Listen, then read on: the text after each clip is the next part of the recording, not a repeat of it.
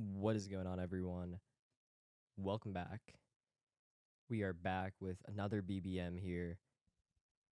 Got our mic and camera in a little different position because I heard back and we're listening to the people. Had some audio complaints, not that the quality was bad, just a little too quiet. And hopefully we can do better for this video. So, a little different setup. Getting right into things though. It is May 14th. Did my last BBM draft 2 days ago, I believe. Just trying to evenly spread things out, new news drops. It feels like every single day during the off season, during some points, and how relevant the news is, it ranges. So, for example, if I was to do 15 BBM drafts before June, but did them all before like May 5th. So I gave myself a full week after the tournament dropped to do 15 drafts, and then was like, okay, I'm going to set things down, not going to do a single draft till June. Well, the reason that's not good is because now you're probably going to have some home run takes of players that you were taking that no longer are in a certain range. But the good usually outweighs the bad with that. And unless you were luckily sharp on a given draft, you're usually going to balance out your closing line value.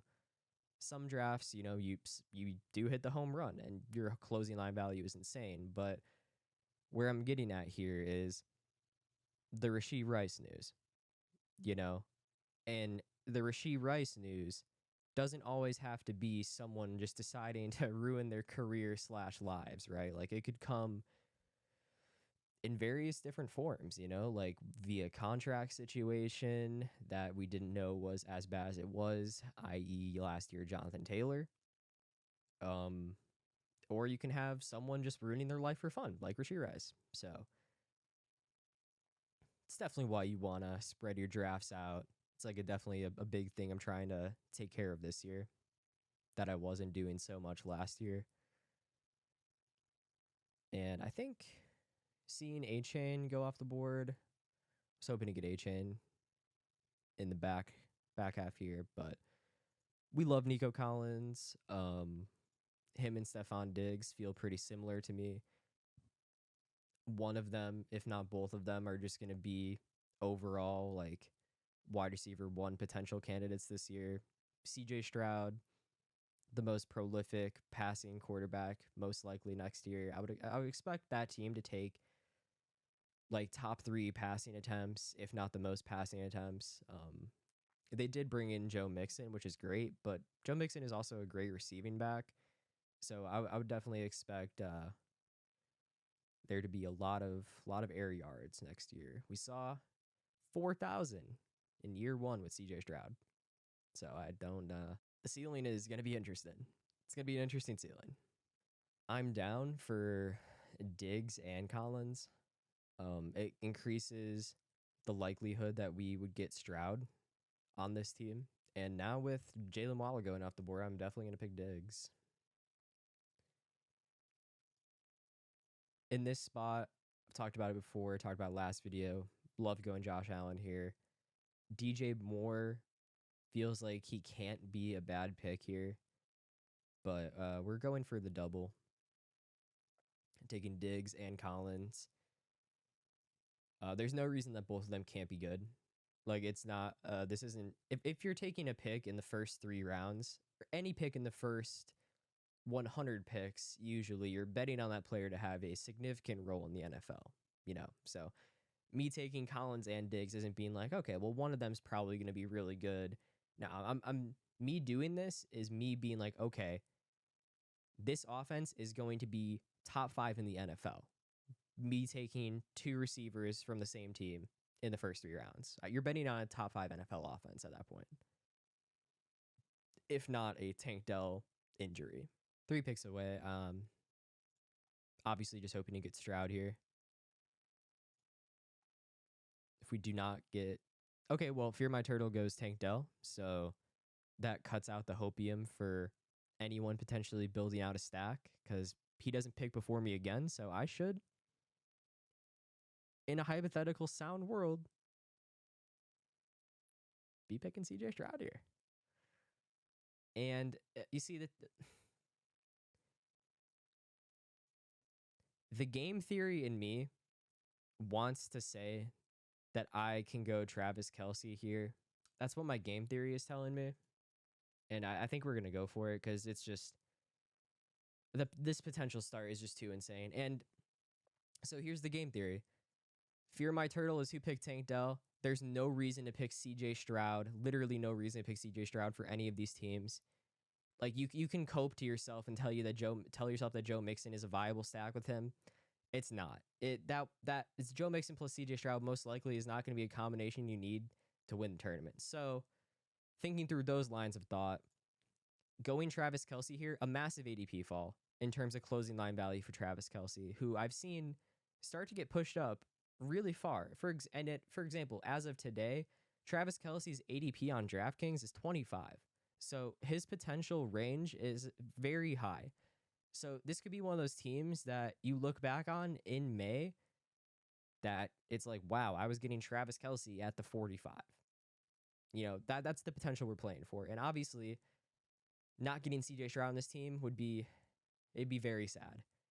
But if I set up the Patrick Mahomes back stack, like the back door as well, it seems pretty good to me. And again, applying the game theory, if these people are thinking in the same way that I am, which you should be objectively if you're trying to win the tournament, then you shouldn't pick CJ Stroud here. You should be picking a receiver. You should be building out your team or trying to stack your team. So CJ Stroud just doesn't make sense here.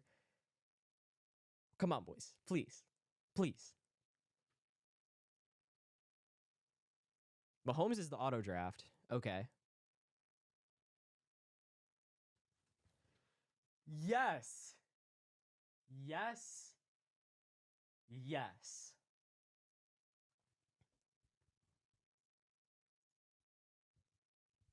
Dude.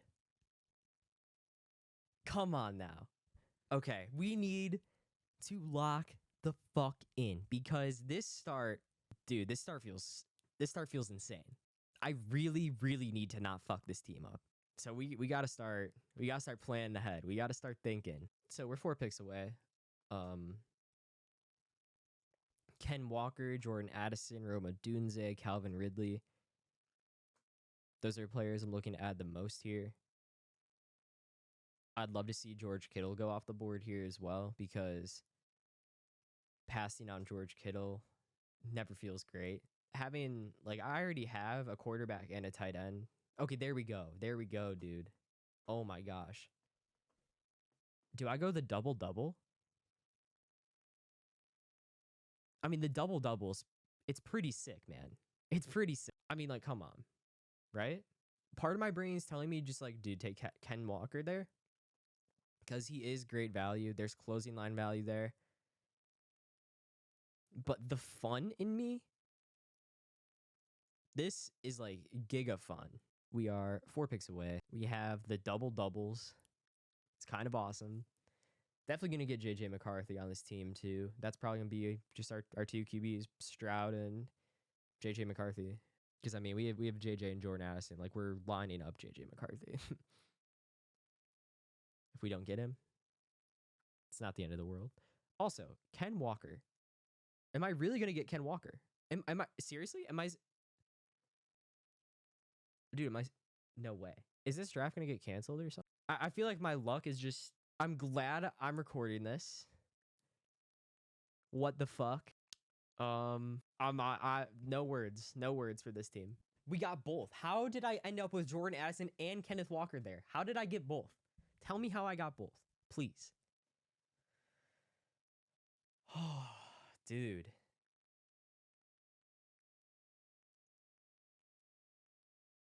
The only thing that could strip this team down are the bye week bros. The schedule release comes out tomorrow, and you know they're gonna come back here and they're gonna be like, "Oh, Minnesota, Houston, both on bye week 7. guess team's awful now." Just watch, just wait, just wait. They live in a comment section near you. I guarantee it. I guarantee it. The bye week bros live in a comment section near you. If you haven't seen them yet, if you stick around long enough, they'll peek out. They'll make themselves known. They always do. It's got to be the strangest thing to nitpick in this format. Don't be a bye week bro, please. Please. In a format like Eliminator, you can be a bye week bro. There's actually some validity behind that, because if you have a bad week, you know, you get eliminated. But oh man. Let's just not talk about it. Also, what, like, did Alvin Kamara okay, if I also got Alvin Kamara on this team, I don't even know. Oh my god. I mean, the value that I'm still getting anyway. This is fucking insane. Like, I'm torn between D Hopper, Jalen Warren here. I can't even believe I have a choice. I can't even believe I have a choice. Fuck. I kind of think I was gonna pick Jalen Warren there. Well, oops. The Stars, they got me there. The Stars got me there. It's whatever. We're gonna cope and say it's whatever.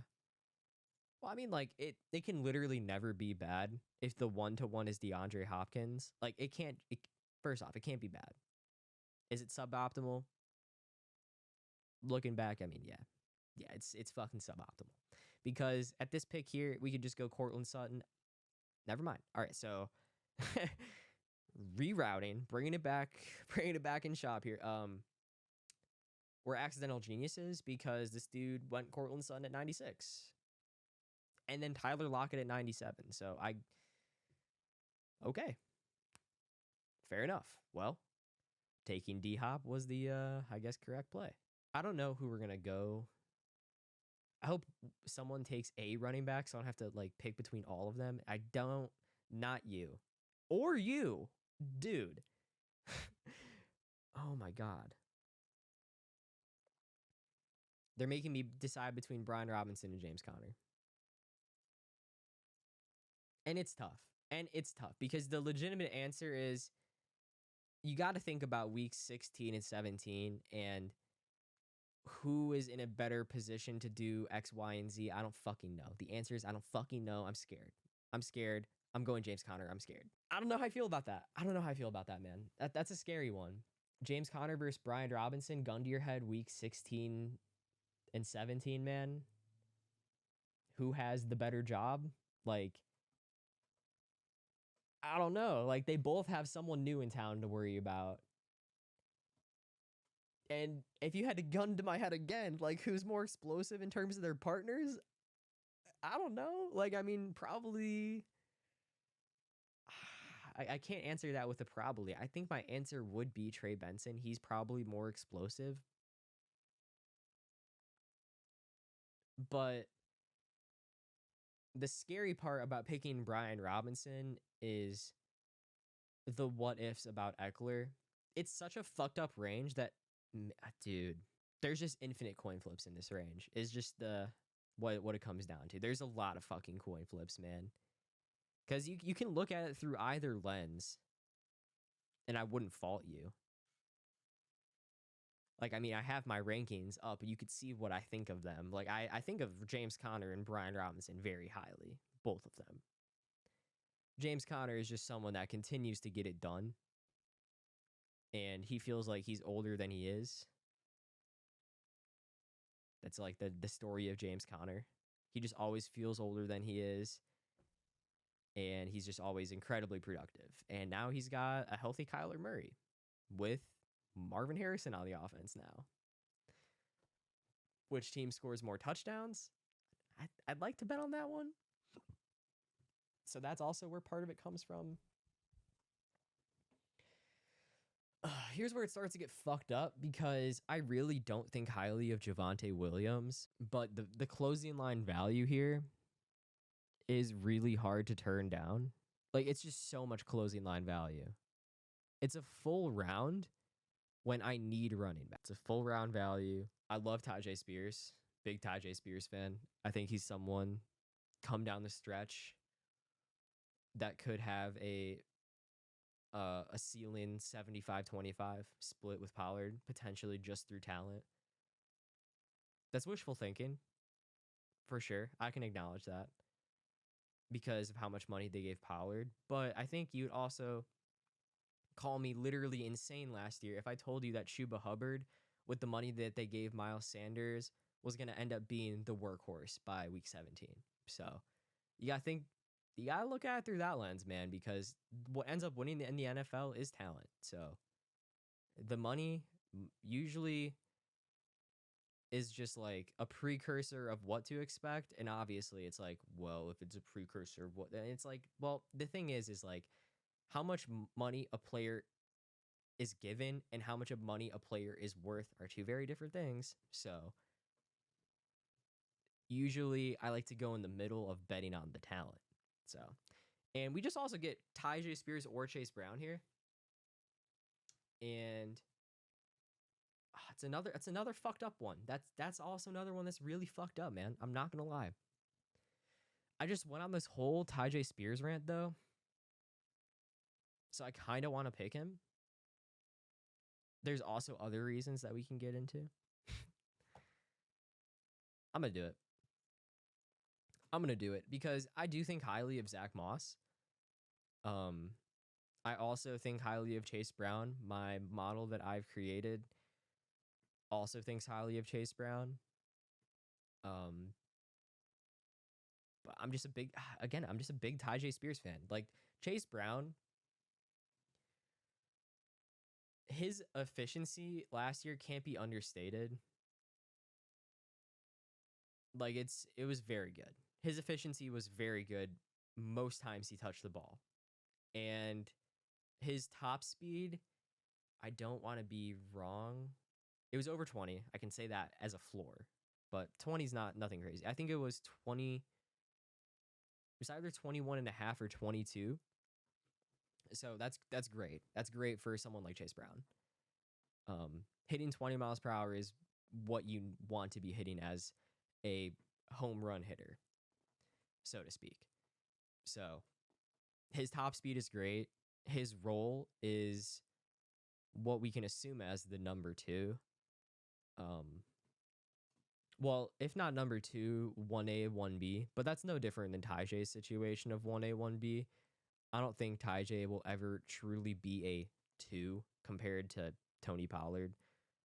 It's just my personal take. From the outside looking in, I definitely can see how you can say that Tony is the 1, Tajay is the 2. But again, I would rebuttal to that with the Chuba Hubbard Miles Sanders comparison, because Tony Pollard was the difference though is that Miles Sanders wasn't efficient at all, literally ever, on his own. Like if you consider his own production, Miles Sanders wasn't efficient. But if you look at Tony Pollard, he wasn't efficient for the first half of the season. And he was still recovering from his tightrope surgery, so they're two different players. Like Miles Sanders clearly has lost a step / I don't know what's going on with him. Tony Pollard was just recovering from injury. It's hard waters to tread, boys. Tough waters to tread. Josh Palmer, Dontavian Wicks. I'm going Dontavian Wicks. I just believe more in Dontavian Wicks as a talent. Like for sure. I'm trying to grab another running back in this range too, I think. Like I have nothing confident to say about Josh Palmer as a talent, but I do think his best ball value is somewhat more secure than Dontavian Wicks, but that's true and it's not true at the same time. the Packers receiver room is just very hard to assess / get right. Kendra or Kamani here is definitely the pick for me. I'm a big Kendra Miller guy. I was last year. Am I still going to be sipping the Kendra juice this year? I'm kind of down. But I don't know. Because part of me just wants to pick Kamani here. Talking about the Chargers running back room, like, so in this range, I had the option to take a Chargers receiver that was massively past ADP. That was the first decision I was presented with.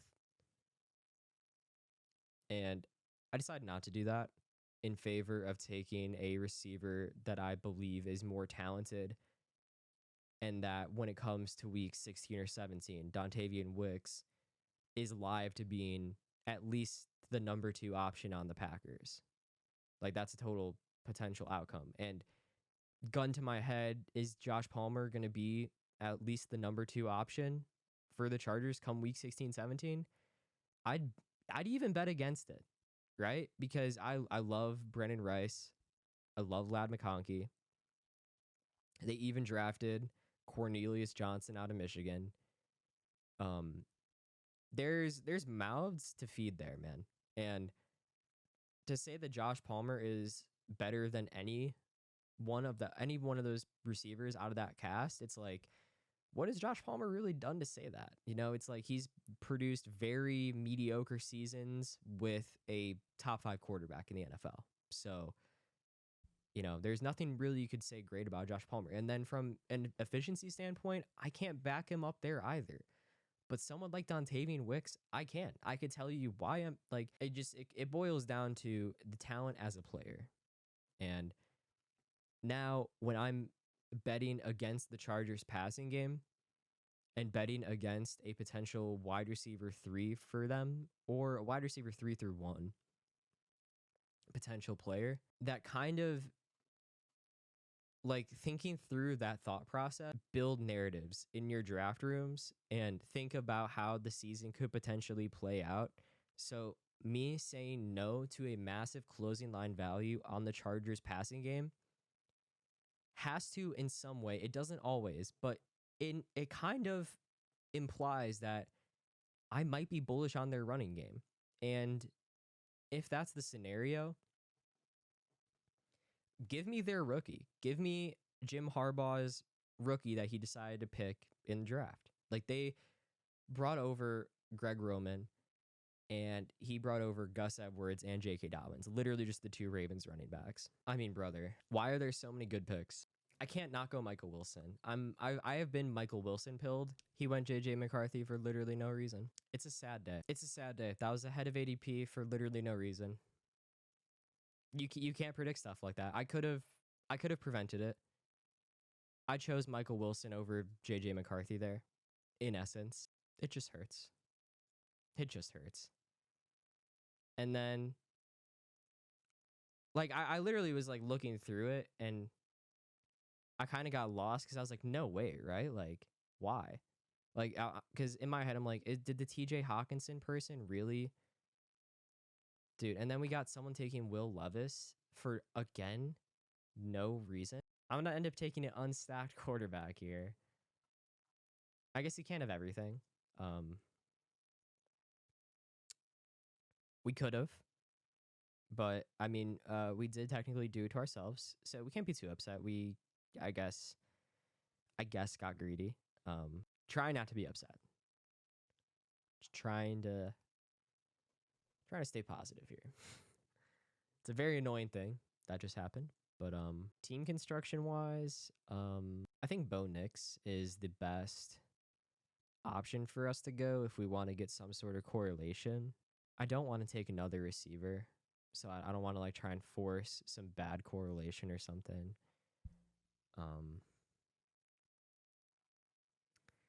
Fuck, who I think is more likely to take? Man, I don't want to miss out on Bo Nix here. I really don't. Like, because this dude has 1 quarterback, so he's guaranteed going to take a quarterback in this range. And Did he set up Bryce Young? Am I just not thinking straight anymore? Okay, it's naked Bryce Young, so he totally could have went Bo Nix. Hopefully, we just don't see Audric Estime go off the board. That'd be really sad. Because I already Bo Nix or not, I did want Audric Estime on this team because we have Javonte Williams, so we get what I think is going to be a very good backfield slash like people that have great potential. Like because I think highly of Audric Estime, and if I think highly of Audric Estime, that means I probably shouldn't be thinking that high on Javonte Williams, and then the asterisks. But it could just be a prolific running offense. So we've seen it happen with Sean Payton. Javonte Williams is totally live to just nah, it's just Audric Estime here. Yeah, we're just lining up a tight end to go for our last pick here. Whoever does projections for Underdog that has written a 33.4 projection for Johnny Smith, if I get him in 2 picks, I need to write you the biggest thank you letter of all time. Looks auto draft to me. Yeah, Johnny. Unfortunate. Tucker Craft Arcade Stover. It's hard because a 1-to-1 unstacked. I think give me Tucker Craft at like a 75% clip, 1-to-1 unstacked, maybe even 80-20. But CJ with Cade, I mean, you already know there's going to be a week, right? Like I can at least like shoe that in. Like they play together in college, brother. If Dalton Schultz ever sniffs the injury report, it's the Cades. I mean, come on. 2 videos in a row now I'm doing this shit. Come on. It's the Cade stack. It's the hot best ball summer thing of 2024. The Cade stack at tight end. CJ Stroud, Bo Nix, KW3, James Conner, Javonte Williams, Tyjae Spears, Kamani Vidal, Audric Estime, JJ, Nico Collins, Stephon Diggs, Jordan Addison, DeAndre Hopkins, Dontavian Wicks, Michael Wilson, Travis Kelce, Cade Otton, Cade Stover.